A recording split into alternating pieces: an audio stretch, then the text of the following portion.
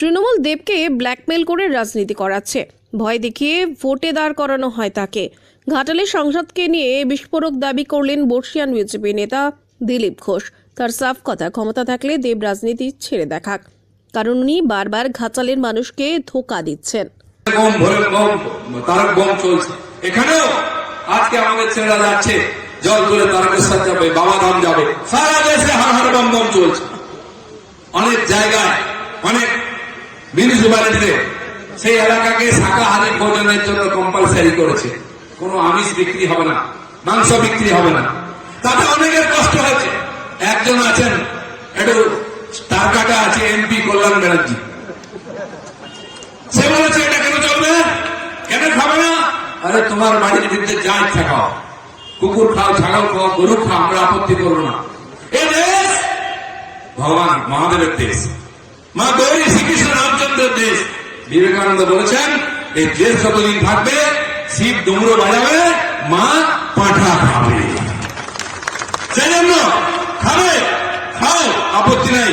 কিন্তু যেখানকার মানুষ ভক্তির সঙ্গে উপবাস করে ভগবানের পুজো করছেন, ওখানে আমিষ চলবে না। অসুবিধা হলে টাকা বাই বাই। আমি কল্যাণ ব্যানার্জিকে বলছি, রমজান মাসেতে আপনার আত্মীয় স্বজন ওপার বাংলায় আছে কিনা জানি না, একবার যান বাংলাদেশে বা পাকিস্তানে গিয়ে এক কাপ চা খান, বাজারে এক কাপ জল, এক গ্লাস জল খান, তখনই যদি না গর্দান চলে যায় না, ধরছে কনসে সর জুদা কি হয় দেখতে পাবেন।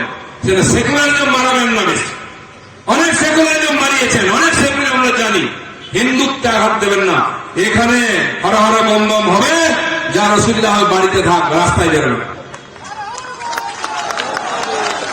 অনেক মিডিয়ার দেখছি কষ্ট হচ্ছে, হোক একটু কষ্ট, আরো কষ্ট হবে। যেদিন বিজেপি ক্ষমতায় আসবে অনেক কষ্ট হবে। এই ছ্যাবলামি, এই নেকামি, এই বেহেল্লাপনা বন্ধ করবো। সত্য বলবো, পরিষ্কার বলে দিচ্ছি, এটা করে দেখিয়েছি আমরা। তাই বন্ধুগণ, এই দেশে যে ধরনের নোংরামি চলছে, বাংলাদেশ থেকে ঢুকিয়ে এখানে ভোটে জেতার চেষ্টা চলছে, 40-50 লক্ষ বাংলাদেশি যে ভোটার আছে সব বাদ দেওয়া হবে। আর এটা বাদ হয়ে গেলে দিদিমণির আর ভোট জেতা হবে না। তাই প্রাণপণ লাগিয়ে দিচ্ছেন, রাস্তায় হাঁটছেন, এ করছেন, ও করছেন, কিছু করতে পারবেন না। গুটিয়ে যাচ্ছে। এই শহীদ দিবস 21 জুলাই আপনার শেষ শহীদ দিবস। 26-এর শহীদ দিবস পালন করতে দেবো না, টিএমসি কে শহীদ করে দেবো 26 সালে। জেলায় জেলায় আমাদের শহীদদের জন্য শ্রদ্ধাঞ্জলি সভা করবো, যাদের প্রাণের বিনিময়ে বিজেপি খাড়া হয়েছে, লড়াই শুরু হয়েছে। মাননীয় প্রধানমন্ত্রী বাংলার পরিবর্তনের নেতৃত্ব নিচ্ছেন। বিশ্ববরেণ্য নেতা মমতা ব্যানার্জি তাকে আবার চ্যালেঞ্জ করেন, কোথায় সাইকেল, কোথায় মাইকেল,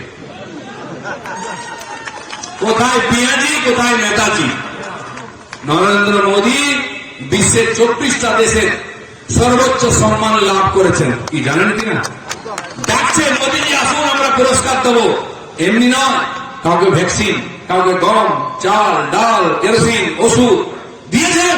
লকডাউনের সময় মানুষ মরে যাচ্ছিল, কোটি কোটি বাঁচিয়েছেন।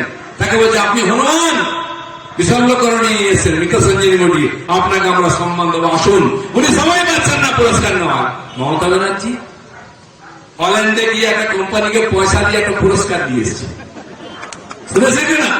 দুটো সাহেবকে ভাড়া করে নিয়ে একটা পুরস্কার। কি পুরস্কার, কাকে দিল, কেন দিল, হবে না। আরে আপনি তুলসী গাছে যত জল ঢালুন, সে বট গাছ হবে না। গরুর গোয়ালে যদি ছাগল পোষেন, সে কোনদিন গরু হবে? ছাগলই থাকবে।